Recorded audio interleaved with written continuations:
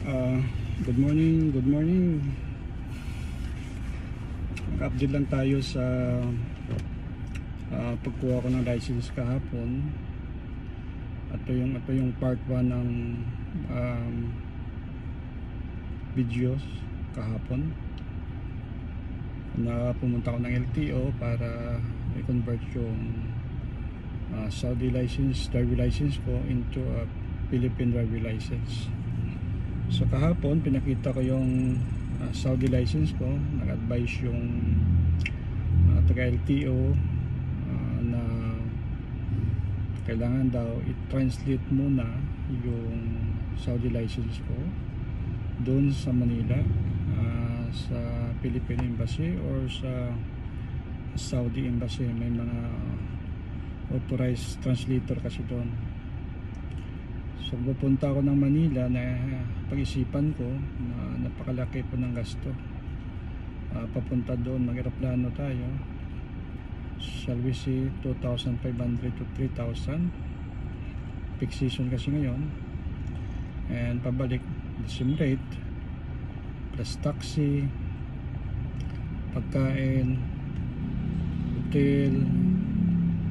Mabuti ko isang araw lang.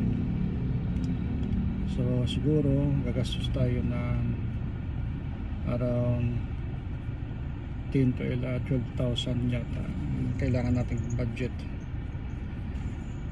Since na may Philippine license pala ako, pero expired na kasi kinuha ko noong 2012. Pinakita ko sa taga LTO, ang sabi nasa computer pa naman daw yung number na license ko, pero kailangan ko nang kumuha ng exam at mag-medical exam, tapos babayad ako ng license ko. Pagkatapos ng license, babayad pa ako sa may mga certain drive test pa, at magantay ka lang ng 2 to 3 hours ang processing.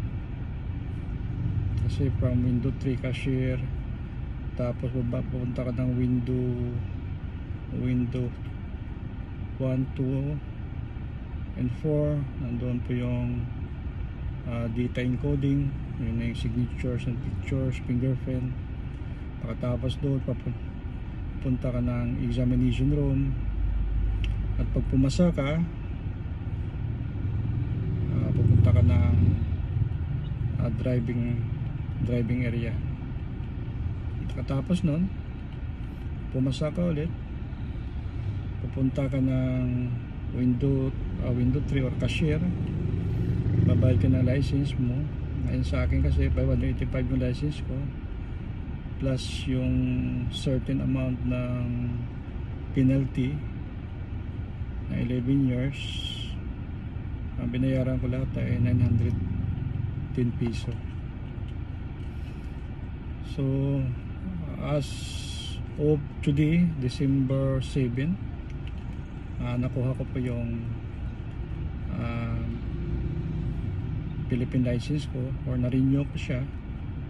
Kaso lang papel pa lang siya at wala silang plastic. Kinuha yung contact number namin, or patawag na lang daw sila pag available na.